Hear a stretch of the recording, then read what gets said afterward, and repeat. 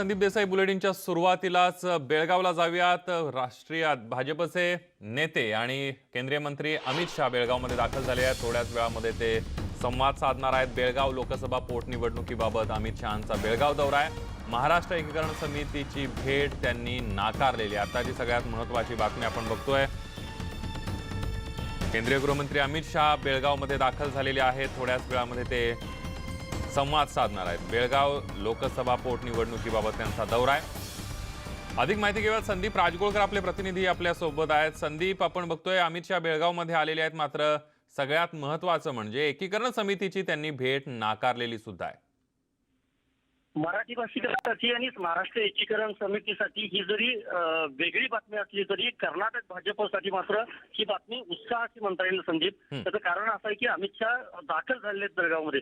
सकाळी साधारणतः 11:30 वाजता ते दिल्लीमधून बेळगावच्या विमानतळावर अमित शहा यांचं आगमन झालं होतं आणि त्यानंतर बेळगावतून ते हेलिकॉप्टरनं बागलकोटमध्ये गेले होते। तिथं त्यांनी गोपूजन केलं आणि आणखी त्यांचे जे नियोजित कार्यक्रम होते ते सगळे केले आणि काही वेळापूर्वी परत ते आपण दृश्यांमध्ये पाहिलं की बेळगावच्या एअरपोर्टवर त्यांचं स्वागत करण्यात आलं। हेलिकॉप्टरनं ते बागलकोटून परत आले। आत्ताची स्थिती आपल्याला माहिती मिळते संदीप, त्यानुसार सुरेश अंगडींच्या घरी आता अमित शहा पोहोचलेले आहेत। कुटुंबियांचं सांत्वन करतायत। 4 महिन्यांपूर्वी आपल्याला माहिती आहे केंद्रीय मंत्री आणि बेळगावचे खासदार सुरेश अंगडी यांचं कोरोनामुळे निधन झालं होतं आणि त्यानंतर ती जागा रिकामी होती आणि पोटनिवडणूक आता लवकरच घोषित होणार आहे। त्या दृष्टीने अमित शहा यांचा हा दौरा महत्त्वाचा समजला जातोय। प्रचंड उत्साह आहे भाजप कार्यकर्त्यांमध्ये, जय्यत अशी तयारी भाजपने केली आहे। पण दुसरीकडे आज हुतात्मा दिन सीमा भागामध्ये साजरा होतोय, त्या अनुषंगाने रेकॉर्ड पोलीस बंदोबस्त देखील तैनात आहे। आपल्याला माहिती आहे महाराष्ट्र एकीकरण समिती सीमा प्रश्नासंदर्भातलं गाऱ्हाणं मांडण्यासाठी अमित शहा यांची भेट मागितली होती, मात्र त्यांनी ती भेट नाकारलेली आहे। पण तरी देखील अमित शहा हे सभेला मात्र उपस्थित राहत आहेत। उत्तर कर्नाटकसाठी अतिशय ही महत्त्वाची बातमी असणार आहे। उमेदवार जाहीर केला जातो का या उत्सुकता सीमा भागात भाजप कार्यकर्त्यांमध्ये आहे, कारण सुरेश अंगडी यांच्या घरातल्याच कुठल्या एखाद्या व्यक्तीला उमेदवारी दिली जाते का हे देखील बघावं लागणार आहे। आणि दुसरी महत्त्वाची गोष्ट संदीप, भाजपनं उमेदवार जाहीर केल्यानंतरच काँग्रेसचा देखील उमेदवार जाहीर केला जाण्याची शक्यता आहे। त्यामुळे उत्तर कर्नाटकचं लक्ष हे बेळगावच्या लोकसभा पोटनिवडणुकीकडे असणार आहे। सुरेश अंगडी यांच्या घरातलं सांत्वन झाल्यानंतर पुढच्या 10 ते 15 मिनिटांमध्ये अमित शहा हे बेळगाव मधल्या केएलईचं जे स्टेडियम आहे त्या स्टेडियमवर दाखल होणार आहेत। त्यांच्यासोबत कर्नाटकचे मुख्यमंत्री येडियुरप्पा आणि भाजपचे पक्षाचे जे सगळे वरिष्ठ नेते आहेत कर्नाटकमध्ये संदीप, ते सगळेजण उपस्थित असणार आहेत। संदीप, अगदी संदीप, या सगळ्या संदर्भातले अपडेट तुमच्याकडून जाणून घेत राहणार आहोत। तुर्तास धन्यवाद तुम्ही दिलेल्या संपूर्ण माहितीबद्दल। बेळगावमधील हुतात्म्यांना अभिवादन करण्यासाठी आरोग्य राज्यमंत्री राजेश पाटील यड्रावकर जात होते। यड्रावकरांना कर्नाटक पोलिसांनी रोखून धरलं होतं। त्यानंतर यड्रावकर जे आहेत ते माघारी फिरल्याचं सुद्धा पाहायला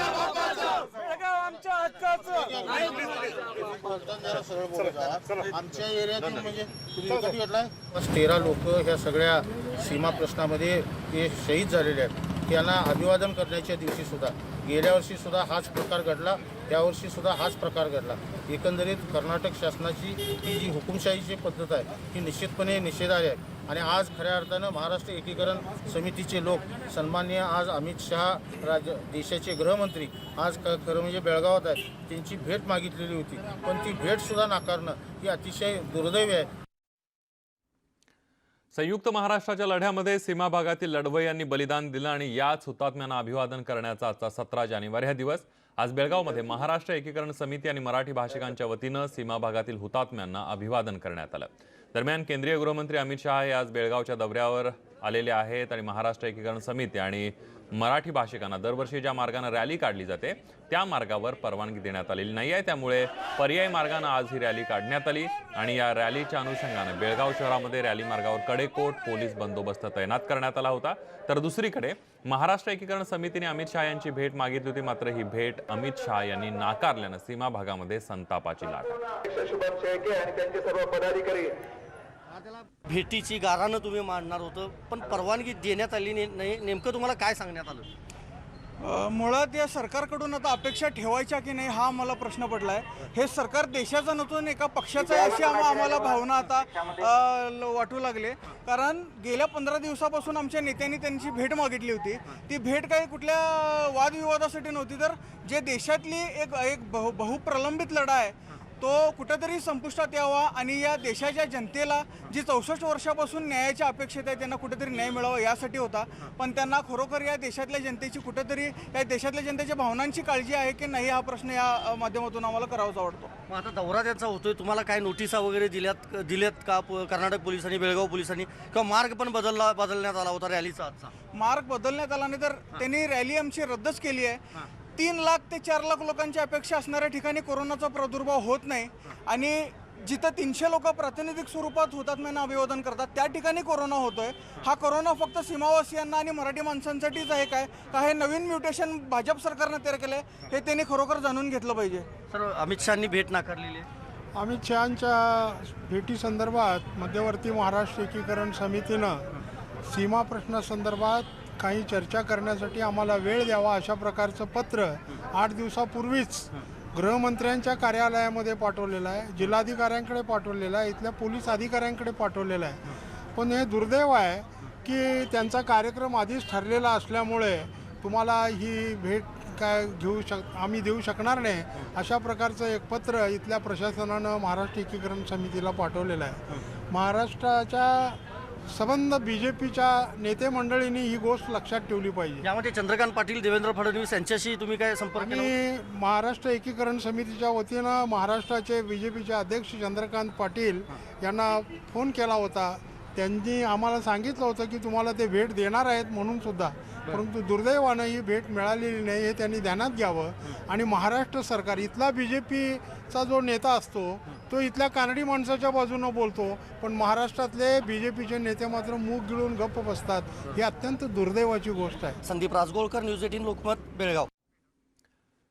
यानंतर ब्रेकिंग बातमी आहे नाशिकमधून. नाशिकच्या इगतपुरी भागामध्ये जन्मदात्या पित्यानं 2 मुलांना अमानुषपणे मारहाण केली. आईच्या निधनानंतर पोरक्या झालेल्या मुलांचा पित्याकडून छळ होत असल्याचं समोर आलंय. राहुल मोर हा रेल्वे विभागामध्ये कामाला असून तो मुलांचा छळ करत असल्याचं समोर आलं. इगतपुरी पोलीस स्थानकामध्ये या वडिलाविरोधात गुन्हा दाखल करण्यात आलाय, पण अजूनही या व्यक्तीला अटक करण्यात आलेली नाहीये.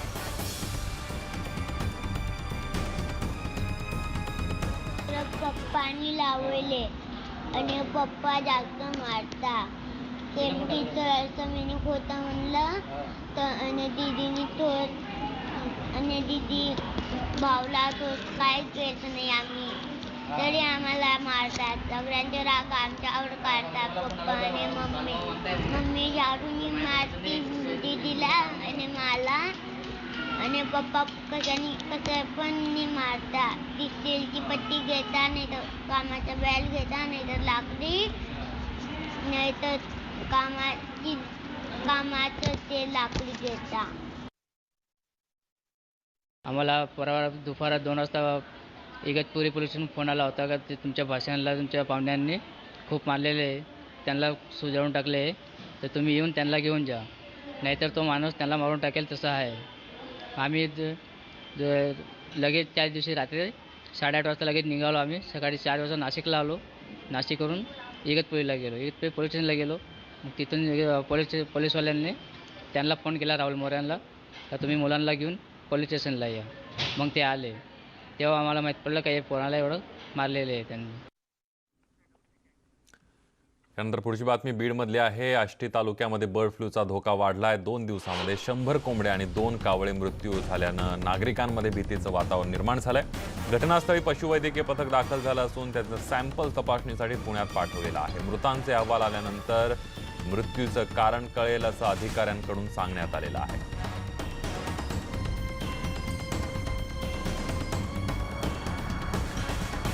सुरेश जाधव आपले प्रतिनिधी आपल्या सोबत आहेत. सुरेश, आष्टी तालुक्यामध्ये सुद्धा आता बर्ड फ्लूचा शिरकाव झाल्याचं पाहायला मिळतंय. काय सांगशील, काय परिस्थिती आहे? बीड जिल्ह्यामध्ये सुरुवातीला पाटोदा तालुक्यामध्ये बर्ड फ्लूचे काही 16 कावळ्यांचा मृत्यू झाल्याचं समोर आलं होतं. त्यानंतर मात्र लोखंडी सावरगावमध्ये कालच पशुसंवर्धन विभागाने आणि जिल्हाधिकारी यांनी दिलेल्या आदेशानुसार 1,500 कोंबड्या नष्ट करण्यात आल्या होत्या. आणि आज पुन्हा एकदा आष्टीमध्ये जे सराटे वडगाव आणि शिरापूर आहे या ठिकाणी 2 कावळे आणि 100 ज्या कोंबड्या आहेत त्या शेतकऱ्यांच्या काही कोंबड्या आहेत आणि काही जे पोल्ट्री फार्म आहे त्या ठिकाणच्या कोंबड्या मृत्यू पावल्याने त्यांचे जे रिपोर्ट आहेत ते पुणे प्रयोगशाळेमध्ये पाठवले आहेत. त्यांचा अहवाल अद्यापर्यंत आलेला नाही. मात्र नागरिकांमधून भीती व्यक्त केली जाते। त्याचबरोबर आणखी आष्टी तालुक्यामधल्या एका गावामध्ये 400 कोंबड्यांचा मृत्यू झाला होता आणि त्या कोंबड्यांना खाल्लेल्या कुत्र्यांचा सुद्धा मृत्यू झाला होता।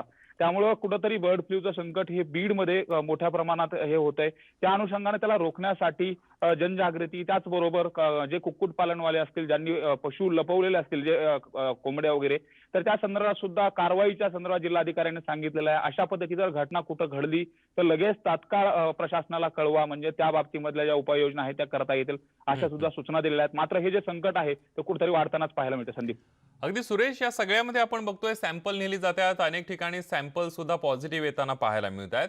जे कुक्कुट पालक आहेत किंवा सर्वसामान्य शेतकरी आहेत त्यांची काय प्रतिक्रिया या सगळ्यावर? कारण शेतकरी आता धास्तावलेले पाहायला मिळत आहेत। जे कुक्कुटपालन करणारे शेतकरी आहेत त्यांच्यामध्ये सुद्धा भीती आहे। अगोदरच लॉकडाऊनच्या कालावधीमध्ये ज्या अफवा पसरवल्या गेल्या चिकनच्या संदर्भामधल्या, त्यामुळं लॉकडाऊनमध्ये या कोंबडी व्यावसायिकांचं आणि कुक्कुटपालन व्यावसायिकांचं खूप मोठ्या प्रमाणात प्रचंड नुकसान झालेलं होतं। त्यातून सावरते की नाही तोच हे बर्ड फ्लूचं संकट आल्या कारणानं अक्षरशः चिंता व्यक्त केली जाते। ज्या कोंबड्यांवरती मोठ्या प्रमाणात खर्च केला जातो।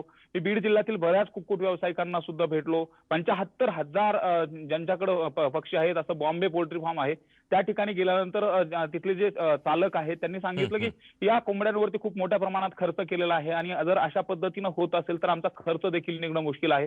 कुठेतरी शेतकरी, जो कोंबडी पालक शेतकरी आहे, त्यापासून जो उत्पादन घेणारा शेतकरी आहे, तो अडचणीत आल्याचं चित्र पाहायला मिळते।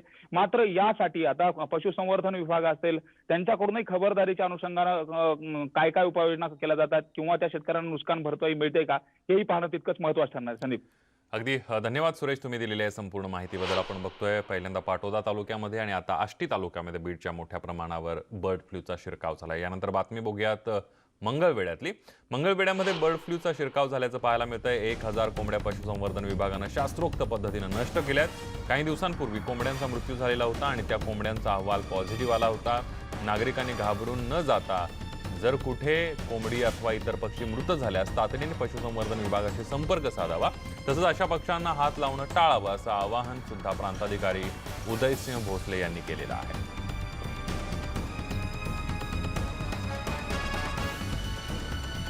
जंगलगी या गावामध्ये श्री नदाप यांच्या पोल्ट्रीमध्ये जो बर्ड फ्लूची तपासणी करण्यात आली पक्ष्यांची, त्याच्यामध्ये तो रिपोर्ट पॉझिटिव्ह आलेला आहे आणि त्या अनुषंगाने बर्ड फ्लू कंट्रोलच्या बाबतीत आदेश माननीय जिल्हाधिकारी यांनी पारित केलेला आहे।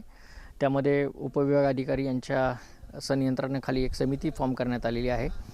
पशुधन विभागाचे उपायुक्त माननीय सोनवणे साहेब आणि त्यांच्या सर्व टीम आता इथं आलेल्या आहेत आणि सर्व विभागाच्या संनियंत्रणाने आम्ही यामध्ये काम सुरू केलेलं आहे। 7 टीम या ठिकाणी नियुक्त केलेल्या आहेत। त्यामध्ये या 1 किलोमीटर परिसरातील सर्व पक्ष्यांची परिगणना केलेली आहे। आपण बघतोय की मंगळवेढा तालुक्यामध्ये सुद्धा आता बर्ड फ्लूचा शिरकाव झाल्याचं पाहायला मिळतंय। जवळपास 1000 कोंबड्या नष्ट करण्यात आलेल्या आहेत। शास्त्रोक्त पद्धतीनं या नष्ट करण्यात आलेल्या आहेत। वीरेंद्र उत्पात आपले प्रतिनिधी आपल्या सोबत आहेत। वीरेंद्र, काय सांगाल? आपण बघतोय की मंगळवेढ्यामध्ये सुद्धा आता बर्ड फ्लूचा शिरकाव पाहायला मिळतोय। मंगळवेढ्यात बर्ड फ्लूने शिरकाव केलेला आहे आणि आज 1000 कोंबड्या पशुसंवर्धन विभागाने शास्त्रोक्त पद्धतीने नष्ट केलेल्या आहेत। काही दिवसापूर्वी जिल्हाधिकारी मिलिंद शंभरकर यांनी जंगलगी हा भाग अलर्ट झोन म्हणून जाहीर केला होता आणि त्याच्यामध्ये जे पशुसंवर्धन खात्याच्या ह्यांनी जेव्हा त्यांच्या लक्षात आलं की झालेले जे आहेत कोंबड्यांचे मृत्यू ते बर्ड फ्लूमुळे आहेत, हे जेव्हा निश्चित झालं तेव्हा त्यांनी निर्णय घेतला शास्त्रोक्त पद्धतीने आणि ह्यांनी खड्डा खोदला JCBने आणि मग शास्त्रोक्त पद्धतीने त्यांचं म्हणजे त्यांना हे केलं, कोंबड्या त्यांचं नष्ट केल्या। अगदी धन्यवाद वीरेंद्र, तुम्ही दिलेल्या संपूर्ण माहितीबद्दल। आपण बघतोय की मोठ्या प्रमाणावर प्रत्येक तालुक्यामध्ये आता बर्ड फ्लूचा शिरकाव होताना दिसतोय। यानंतर पुढची बातमी नांदेडमधली आहे। नांदेड जिल्ह्यातील 2 गावात कोंबड्यांना बर्ड फ्लू झाल्याचा अहवाल आल्यानंतर या गावातील कोंबड्या आणि अंडे नष्ट करण्यात आलेले आहेत। मागच्या 8-10 दिवसांपासून जिल्ह्यातील काही गावांमध्ये कोंबड्या, कावळे, बगळा मरण पावल्याच्या घटना घडतात आणि त्यानंतर पशुचे नमुने भोपाळ इथल्या प्रयोगशाळेमध्ये तपासणीसाठी पाठवण्यात आलेले होते। अधिक माहिती घेऊयात, मुजीब शेख आपले प्रतिनिधी आपल्या सोबत आहेत। मुजीब, नांदेडमध्ये सुद्धा शिरकाव होताना दिसतोय, काय सांगशील? प्रशासनाची कशा पद्धतीने आता प्रशासन खबरदारी घेत आहे? बरोबर आहे संदीप. गेल्या 8 ते 10 दिवसापासून हा प्रकार जिल्ह्यातल्या अनेक गावांमध्ये घडलेला आहे. बिलोली तालुका आहे, त्यामध्ये हिमायतनगर आहे, कंधार आहे, माहूर, किनवट असे 4 ते 5 तालुक्यांमधल्या अनेक गावांमध्ये पशु जे आहेत ते मरण पावल्याच्या घटना घडल्या होत्या. त्यानंतर त्यांचे जे नमुने आहेत ते प्रयोगशाळेमध्ये पाठवण्यात आले होते. आणि सर्वात महत्त्वाचं म्हणजे 2 दिवसापूर्वीच न्यूज 18 लोकमतने ही बातमी चालवली होती की नांदेडमध्ये बर्ड फ्लूचा शिरकाव झालेला आहे. अहवाल तो आल्यानंतर आता प्रशासनाने खबरदारी घेतलेली आहे. प्रत्येक गावामध्ये जाऊन पशुसंवर्धन विभागाचे अधिकारी, डॉक्टर ते तपासणी करतात पशूंना कुठला आजार तर नाही ना. आणि आज सापलवाडी माहूर तालुक्यात ज्या गावामध्ये बर्ड फ्लूचे पशु सापडले होते त्या ठिकाणी पशुसंवर्धन विभागाचे अधिकारी आज गेले होते आणि त्यांनी या गावामध्ये कोंबड्या आणि अंडे आज नष्ट केले आणि उर्वरित ठिकाणी सर्वेक्षण देखील सुरू करण्यात आलेलं आहे. जवळपास या गावामध्ये पोल्ट्री फार्म नाही, परंतु घरगुती ज्या पाळीव कोंबड्या होत्या त्यांना बर्ड फ्लूची लागण झालेली होती. तब्बल 623 कोंबड्या आणि 428 अंडे आज यांनी नष्ट केलेले आहेत. संदीप, अगदी धन्यवाद मुजीब, तुम्ही दिलेल्या संपूर्ण माहितीबद्दल. पुण्यातील मुळशी तालुक्यातल्या नांदे गावामध्ये बर्ड फ्लूचा शिरकाव झाला. या ठिकाणी 10 किलोमीटर परिसरातील जवळपास 5000 पक्षी नष्ट करण्याची प्रक्रिया सुरू करण्यात आली आहे. तर या पुढील 3 महिने आता निर्जंतुकीकरण केलं जाणार आहे. दरम्यान या काळामध्ये आता बाहेरून पक्षी आणू किंवा नेऊ नयेत असं आवाहन सुद्धा प्रशासनाच्या वतीनं करण्यात आलेलं आहे.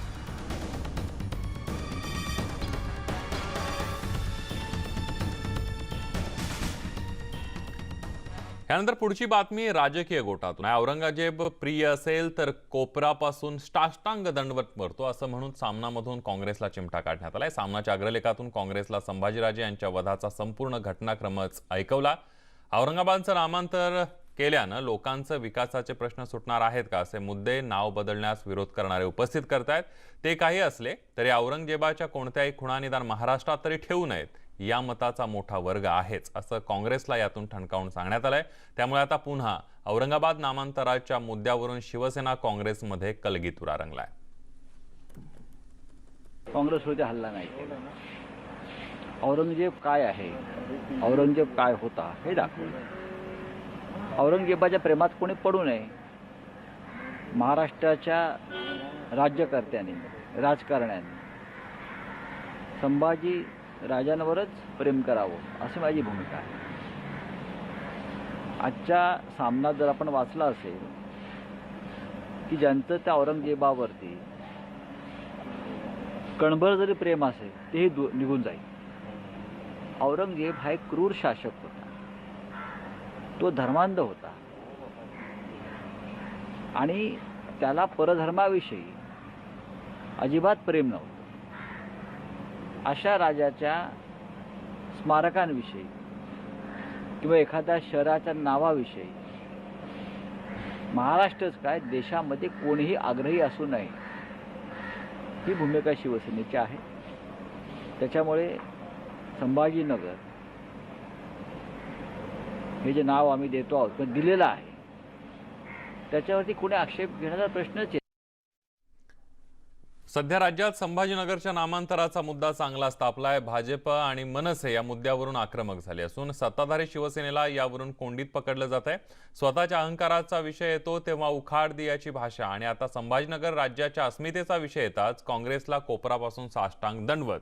सत्तेसाठी एवढी लाचारी कुठे फेडाल ही पाप सारी असं म्हणत भाजपा नेते आशिष शेलार यांनी शिवसेनेवर निशाणा साधलाय. संभाजीनगर झालं पाहिजे या विषयामध्ये जनभावना स्पष्ट असताना, कठोर असताना त्या ठिकाणी सामनाची भाषा बदललेली दिसते.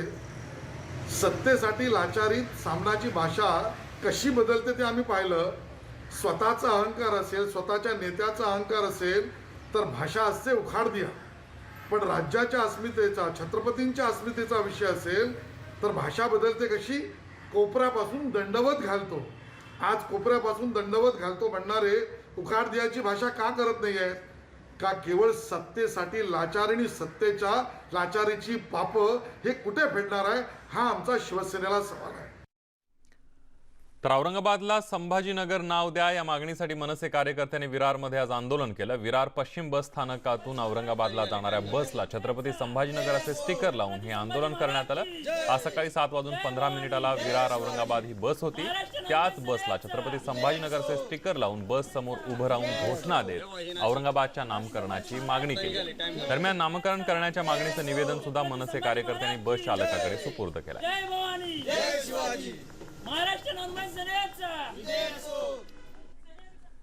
यानंतर पुढची एक ब्रेकिंग बातमी आपण बघणार आहोत. तांडव वेब सिरीज विरोधामध्ये भाजप आक्रमक झाले आहे. सिरीजमध्ये हिंदू देवतांचा अपमान केल्याचा आरोप भाजप नेते राम कदम यांनी केलाय. तसंच या वेब सिरीज विरोधात घाटकोपर पोलीस स्थानकामध्ये त्यांनी तक्रार सुद्धा दाखल केलेली आहे. राजनीती आता ही सगळ्यात महत्त्वाची बातमी आपण बघतोय. सैफ अली खानची तांडव ही वेब सिरीज पुढच्या काही दिवसांमध्ये येते आणि सध्या तांडव वेब सिरीज विरोधामध्ये भाजप आक्रमक झालेली आहे. तांडव वेब सिरीजमध्ये हिंदू देवतांचा अपमान केल्याचा आरोप भाजपचे नेते राम कदम यांनी केलेला आहे. तसंच या वेब सिरीज विरोधात घाटकोपर पोलीस स्थानकात त्यांनी तक्रार सुद्धा दाखल केलेली आहे.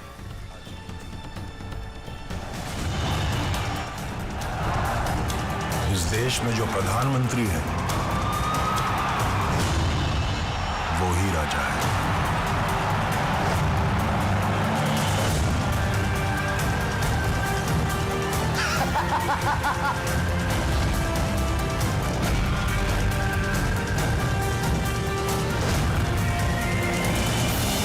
राजनीति इस देश में जो प्रधानमंत्री है वो ही राजा है.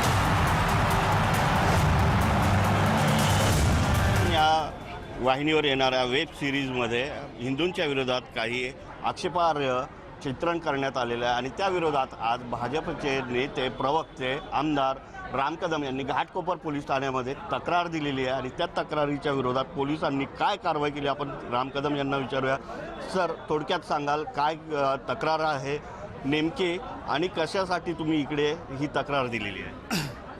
तांडव वेब सिरीजमध्ये दुर्दैवानं फिल्मचे त्या वेब सिरीजचे निर्माते, दिग्दर्शक, लेखक आणि कलाकार यांनी हिंदू देवी देवतांना अपमान करण्याचं दुस्साहस केलं आहे. समस्त हिंदूंच्या भावना दुखावल्या आहेत. त्यामुळे त्यांच्यावर आम्ही पोलीस स्टेशनमध्ये गुन्हा दाखल व्हावा म्हणून आम्ही मागणी केली. आम्ही पोलिसांना व्हिडिओज दिले, काय आक्षेप आहेत ते सांगितले. मुंबई पोलिसांनी व्हिडिओ पाहिल्याच्या नंतर ही गोष्ट स्वीकारली की वेब सिरीजमध्ये ज्या प्रकारचे जे कॉन्टेंट आहेत ते कॉन्टेंट हिंदूंच्या भावना दुखावणारे आहेत. एका ठिकाणी संभाषण असं आहे की विशिष्ट जाती धर्माच्या देखील भावना दुखावणार आहे. तर ॲट्रॉसिटी ॲक्ट आणि IPC 295A आणि हे सगळं त्यांनी व्हायरल केलं म्हणून IT ॲक्ट असे 3 वेगवेगळे ॲक्टचा FIR घेण्याची कारवाई पोलिसांनी सुरू केली आहे. ते सगळे व्हिडिओज पंचनामा करून मागवून घेतात. आम्ही त्यांना दिलेले आहेत. आजच या 4ही लोकांना पोलिसांकडून समन्स पाठवले जात आहेत. त्यांना उद्या घाटकोपर पोलीस स्टेशनमध्ये हजर राहावं लागेल. उद्या जेव्हा ते घाटकोपर पोलीस स्टेशनमध्ये हजर राहतील तेव्हा समस्त हिंदू बांधव रोडवर उतरून त्यांचा धिक्कार करतील. या 3ही ॲक्टला जर जोडलं तर साधारणतः 12 वर्षापेक्षा अधिकचा काळ या चौघांना तुरुंगामध्ये काढावा लागेल. हा एक फिल्म जगतातल्या त्या लोकांना जे चीप पब्लिसिटीसाठी हिंदू देवी देवतांचा अपमान करतात, कुठल्याही धर्माच्या आस्थेचा अपमान करू नये, तर त्यांच्यासाठी हा एक संदेश आहे.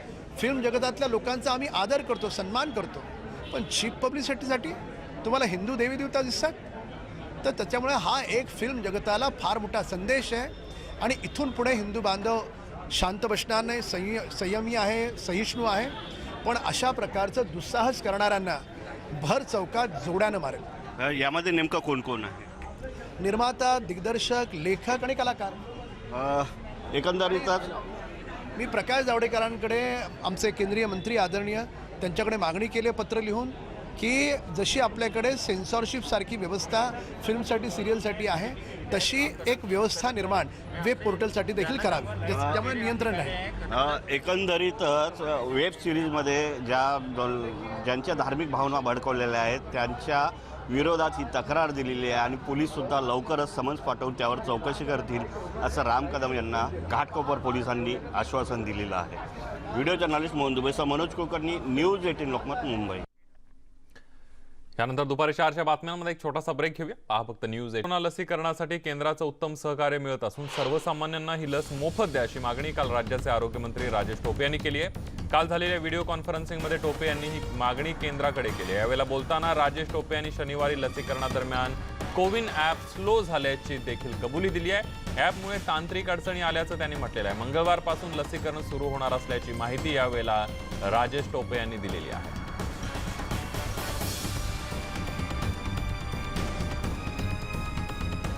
बेळगावमध्ये अमित शहा सभास्थळी आलेले आहेत. थेट जाऊयात.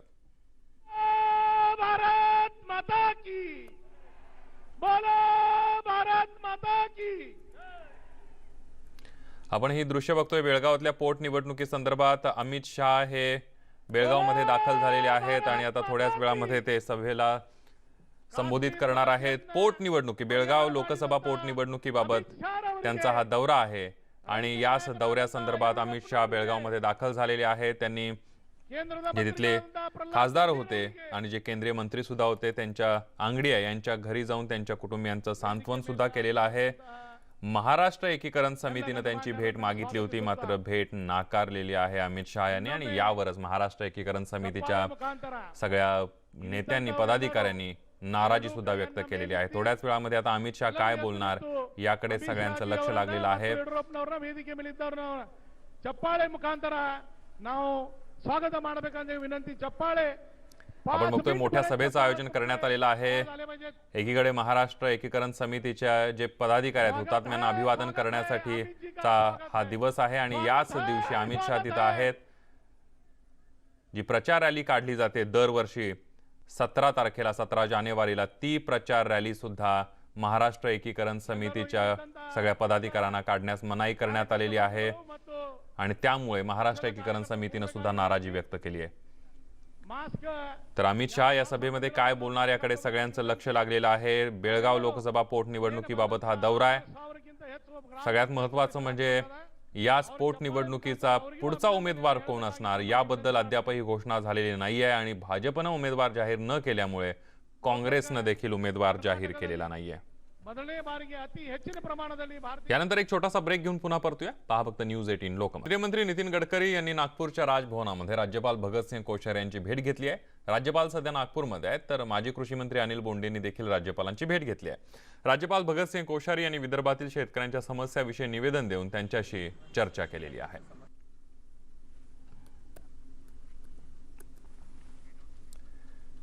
यानंतर जळगावमधली एक ब्रेकिंग बातमी येते. जळगावातील पालधी इथल्या भारतीय उद्योजकाचा साऊथ आफ्रिकेमध्ये खून झालेला आहे. आफ्रिकेतील जॉर्डिन मेबल या कंपनीचे मालक उद्योजक सर्वे श्रीकांत मणियार यांचा घरी परतत असताना खून करण्यात आलेला आहे. तंजोंबातो इथं 10 ते 12 सशस्त्र व्यक्तींनी प्राणघातक हल्ला करून त्यांची हत्या केली आहे. जॉर्डिन मेबल या कंपनीचे फर्निचर आणि प्लास्टिक बनवण्याच्या कंपनीचे ते मालक होते. सगळ्यात महत्त्वाची बातमी आपण बघतोय. जळगावातील पाळधी येथील भारतीय उद्योजकाचा साऊथ आफ्रिकेमध्ये खून झालाय. राजेश भागवत आपले प्रतिनिधी आपल्या सोबत आहेत. राजेश, काय सांगाल याविषयी सविस्तर? जळगावातले म्हणजे धरणगाव तालुक्यात पाळधी नावाचं एक गाव आहे. येथील हा मूळ उद्योजक तरुण उद्योजक आहे. 15 तारखेला संध्याकाळच्या वेळेस तिथे त्यांची प्लास्टिक मोल्डिंग किंवा त्यापासून प्लास्टिकच्या वस्तू बनवण्याची तिथे त्याची फॅक्टरी आहे. संध्याकाळी काम निघून तो घरी जात असताना अचानक त्याच्यावर तंजोबातो येथे 10 ते 12 सशस्त्र व्यक्तींनी प्राणघातक हल्ला करून त्याचे म्हणजे ऑन द स्पॉटच मृत्यू झालेला आपल्याला बघायला मिळत आहे.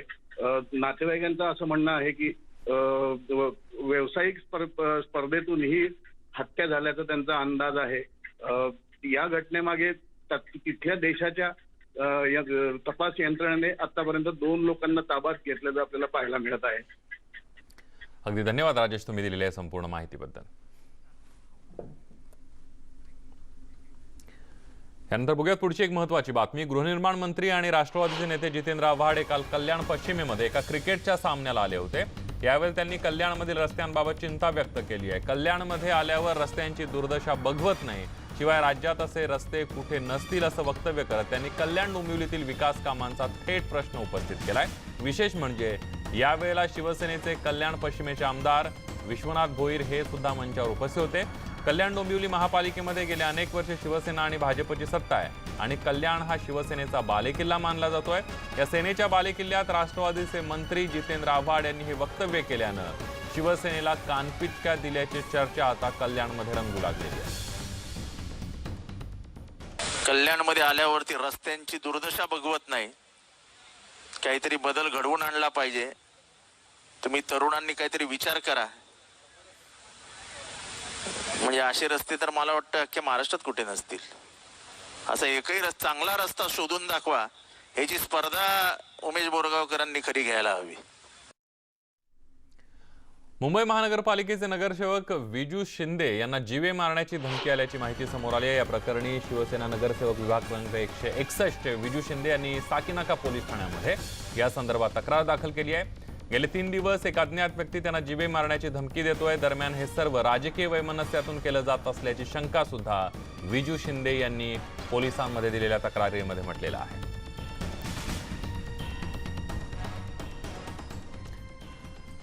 आणि यानंतर सांगलीतून एक धक्कादायक बातमी आहे। सांगलीतील आटपाडीमध्ये क्रिकेट स्पर्धेदरम्यान 35 वर्षीय तरुणाचा हृदयविकाराच्या झटक्यानं मृत्यू झालाय। अतुल विष्णू पाटील असं या तरुणाचं नाव आहे। आटपाडी इथं केमिस्ट असोसिएशनच्या क्रिकेट स्पर्धेमध्ये खेळत असताना मैदानातच या तरुणाचा मृत्यू झाला। दुपारी 3च्या सुमारास ही दुर्दैवी घटना घडलेली आहे। क्रिकेट खेळताना हृदयविकाराच्या तीव्र झटक्याने एका तरुणाचा मृत्यू झालेला आहे। आटपाडीतले, सांगली जिल्ह्यातल्या आटपाडीमधले हा व्हिडिओ आपण बघू शकतो। हा क्रिकेट खेळतानाचा व्हिडिओ आहे आणि याच वेळेला ही दुर्दैवी घटना घडली।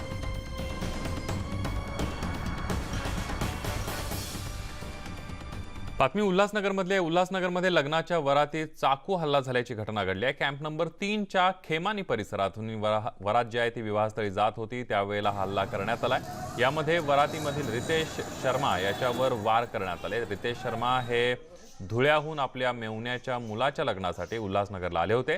दरम्यान खेमानी येथील रस्त्यावरून ही वरात जात असताना गर्दीतून एक दुचाकीस्वार दुचाकी चालवत होता। त्यावेळेला वरातीमधील एकाला दुचाकीची ठोकर लागली, त्यामुळे त्यांच्यामध्ये वाद निर्माण झाला। दरम्यान दुचाकीस्वार तिथून निघून गेल्यानंतर त्यांनी आपल्या सोबत 6 ते 7 लोकांना घेऊन येऊन वरातीमधील वराडींना मारहाण सुरू केली। तर एकाने जवळ बाळगलेल्या चाकूने रितेश शर्मा यांच्यावर वार केले। यामध्ये शर्मा यांना गंभीर दुखापत झाली असून त्यांना रुग्णालयामध्ये दाखल करण्यात आले।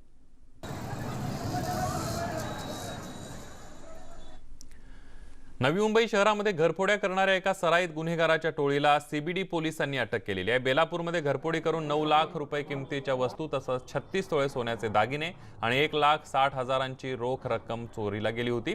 या प्रकरणामध्ये पोलिसांनी सापळा रचत 4 आरोपींना अटक केली आहे। आरोपींकडून घरफोडीतील 8 लाखांच्या वर किमतीचा मुद्देमाल जो आहे तो जप्त करण्यात आलाय।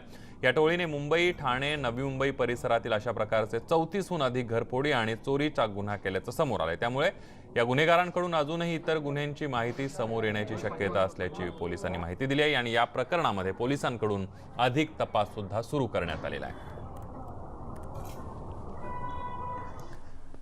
चंद्रपूर तालुक्यातील दुर्गापूर कोळसा खाण परिसरामध्ये आज एका अज्ञात इसमाचा मृतदेह आढळून आलाय। मृतकाचं वय अंदाजे 35 ते 40 वर्ष असून त्याची ओळख पटवण्याचे प्रयत्न सुरू आहेत। प्राथमिक अंदाजानुसार जंगली जनावरांच्या हल्ल्यामध्ये या इसमाचा मृत्यू झाल्याची शक्यता वर्तवण्यात आली असून वनविभाग आणि दुर्गापूर पोलीस या घटनेचा तपास करतायत।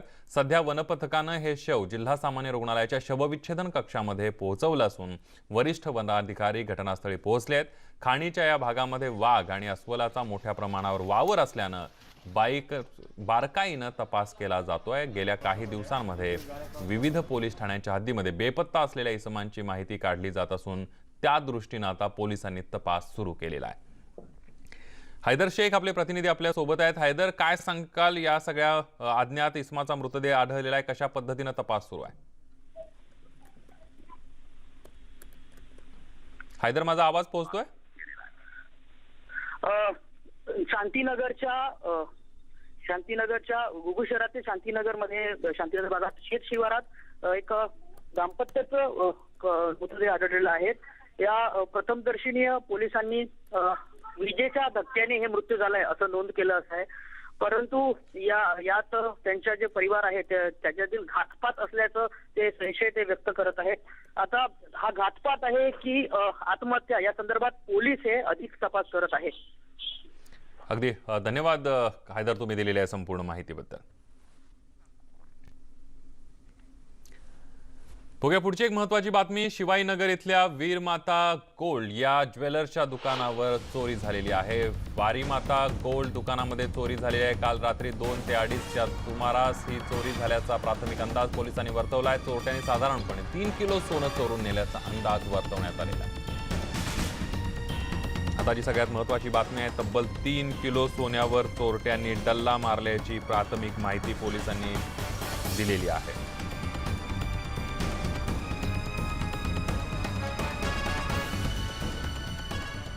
त्यानंतर जाऊयात शिर्डीला. रविवारच्या सुट्टीमुळे शिर्डीमध्ये साई दर्शनासाठी अलोट गर्दी झाली आहे. दर्शनासाठी 2 किलोमीटर पर्यंत रांगा लागल्या. गर्दीच्या पार्श्वभूमीवर साईबाबा संस्थानने ऑफलाईन दर्शन पास व्यवस्था सुरू ठेवल्यानं भाविकांना दिलासा मिळालाय. साईबाबा संस्थानने ऑफलाईन दर्शन पास बंद करण्याचा निर्णय घेतलाय. मात्र त्यामुळे मोठा गोंधळ उडत असल्यानं संस्थानला ऑफलाईन दर्शन पास सुरू ठेवण्याची वेळ आली आहे. गर्दीच्या पार्श्वभूमीवर ऑफलाईन पास सुरू ठेवणार असल्याचं साई संस्थानकडून आता सांगण्यात आलेलं आहे. घेण्या इतकी त्याच्याकडे वेळ किंवा तशी सुविधा उपलब्ध नसेल. या सगळ्यांचा साकल्याने विचार करून आपली दर्शन क्षमता जी आहे ती 15,000पर्यंत आहे आणि आपलं ऑनलाईन दर्शन बुकिंग किती झालेलं आहे त्याचा विचार करून आलेल्या भक्तांना दर्शनाची सुविधा उपलब्ध करून देणं हे व्यवहार्य मार्ग आहे. म्हणून आपलं दर्शन पासाचं वितरण केंद्र आपण चालू ठेवतो आहे.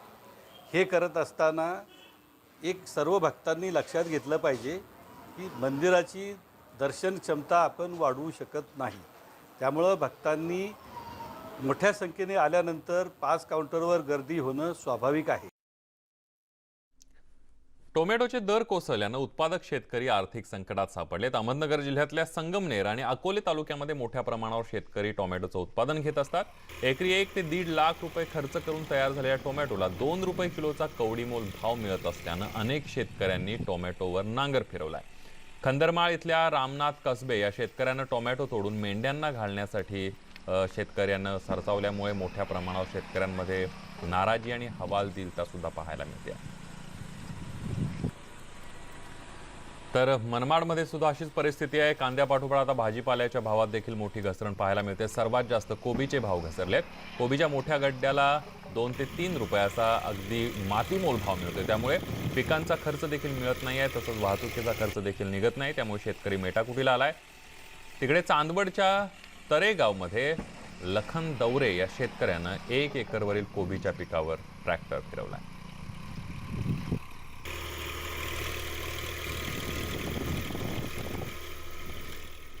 अकोल्यातल्या बार्शी टाकळी तालुक्यातल्या कासारखेड आणि तलावात पाणी पिण्यासाठी गेलेल्या 40 मेंढ्या आणि 2 बकऱ्यांचा बुडून मृत्यू झाल्याची घटना काल संध्याकाळच्या सुमारास घडलेली आहे. यामध्ये शेतकऱ्याचे जवळपास 3 लाखांचं नुकसान झाल्याची माहिती आहे. पिंपळगाव चांभारे येथील पंजाब रूपसिंह जाधव हे नेहमीप्रमाणे मेंढ्या आणि बकऱ्या घेऊन कासारखेड शिवारामध्ये चारण्यासाठी गेले. दुपारच्या सुमारास मेंढ्यांना तहान लागल्यानं पंजाब रूपसिंह जाधव हे कासारखेड इथल्या तलावाकडे मेंढ्या आणि बकऱ्या घेऊन जात होते. अचानक मेंढ्यांच्या समोरून रानडुकरांचा कळप आल्यानं भीतीपोटी मेंढ्यांनी पळ काढत तलावामध्ये या मेंढ्या पडल्या. त्यामध्ये तलावात बुडून 40 मेंढ्या आणि 2 बकऱ्यांचा मृत्यू झालाय. त्यानंतर पुन्हा एक छोटासा ब्रेक घेऊया. पहा फक्त न्यूज 18 लोकमत. त्यानंतर आपलं पुन्हा एकदा स्वागत. आज उपराजधानी नागपूरमध्ये वाहतूक पोलिसांना बॉडी वॉर्म कॅमेरा जे आहेत ते गृहमंत्र्यांच्या हस्ते वाटप करण्यात आलं. पोलीस जिमखाना इथल्या आयोजित कार्यक्रमामध्ये प्रातिनिधिक स्वरूपामध्ये 10 कॅमेरे देण्यात आले. या कॅमेऱ्याचा उपयोग पोलिसांवरील हल्ले रोखण्यास तसंच चांगल्या पोलिसिंगसाठी मदत होणार असल्याचं गृहमंत्र्यांनी यावेळेला स्पष्ट केलं. यावेळेला पोलीस विभागात चांगली कामगिरी करणाऱ्या पोलिसांचा सत्कार सुद्धा करण्यात आला. नाशिकच्या धर्तीवर टवाळक्या करणाऱ्या मजनूंना धडा शिकवण्यास करता या सगळ्याचा उपयोग करता येईल असं सुद्धा गृहमंत्री अनिल देशमुख म्हणाले. या नागपूर शहरामध्ये जवळजवळ 200 बॉडी ओन कॅमेराज हे राज्य शासनातर्फे आम्ही पोलिसांना दिलेले आहे आणि या बॉडी ओन कॅमेऱ्याच्या माध्यमातून चांगल्या पद्धतीनं नागपूर शहरामध्ये पोलिसिंगसाठी त्याचा फायदा होणार आहे. अनेक ठिकाणी आपण पाहतो सिग्नलला त्यांनी सिग्नल तोडल्यानंतर जेव्हा पोलीस हवालदार तिथे जातून त्यांना सांगतो की तुम्ही सिग्नल तोडला पैसे भरा, तेव्हा पुष्कळदा वाद होतात, हुद्दत होते. याचं सर्व रेकॉर्डिंग त्या ठिकाणी होणार आहे. किंवा अनेकदा पोलिसांवर सुद्धा त्यानिमित्तानं हात उचलण्याचं काम त्यानिमित्तानं काही ठिकाणी होतं. त्यांच्यावर सुद्धा याचा चांगल्या पद्धतीने फायदा होईल आणि रेकॉर्डेड होईल आणि त्यांच्यावर जो कोणी अशी कारवाई करेल, काम करेल, त्याच्यावर कडक कारवाई करण्याचं सुद्धा काम त्यानिमित्तानं होईल. पंतप्रधान नरेंद्र मोदी देशाच्या विविध राज्यांना गुजरात जिल्ह्यातील केवडियाला जोडणाऱ्या 8 गाड्यांना हिरवा झेंडा दाखवत शुभारंभ केला. या गाड्या स्टॅच्यू ऑफ युनिटी परिसरामध्ये अविरत वाहतूक जोडणी सुलभ करतील. या कार्यक्रमामध्ये व्हीसीद्वारे गुजरातचे मुख्यमंत्री विजय रुपाणी, रेल्वे मंत्री पियुष गोयल तसंच गुजरात रेल्वे क्षेत्राशी संबंधित अधिकारी उपस्थित होते. मुख्यमंत्री उद्धव ठाकरे या कार्यक्रमात उपस्थित आहेत. केवडिया रेल्वे स्थानक अद्ययावत सुविधांनी परिपूर्ण असून हे देशातील पहिलं ग्रीन बिल्डिंग सर्टिफिकेट प्राप्त रेल्वे स्थानक आहे. रेलवे के इतिहास में संभवतः पहली बार ऐसा हो रहा है कि जब एक साथ देश के अलग अलग कोने से एक ही जगह के लिए इतनी ट्रेनों को हरी झंडी दिखाई गई हो. आखिर केवड़िया जगह भी तो ऐसी है. इसकी पहचान देश को एक भारत श्रेष्ठ भारत का मंत्र देने वाले, देश का एकीकरण करने वाले सरदार पटेल की दुनिया की सबसे ऊंची प्रतिमा से, स्टैच्यू ऑफ यूनिटी से है, सरदार सरोवर बांध से है. आज का ये आयोजन सही मायने में भारत को एक करती. यानंतर बुलेटिनमध्ये इथंच थांबूया. ताज्या बातम्यांसाठी पहा फक्त न्यूज 18 लोकमत.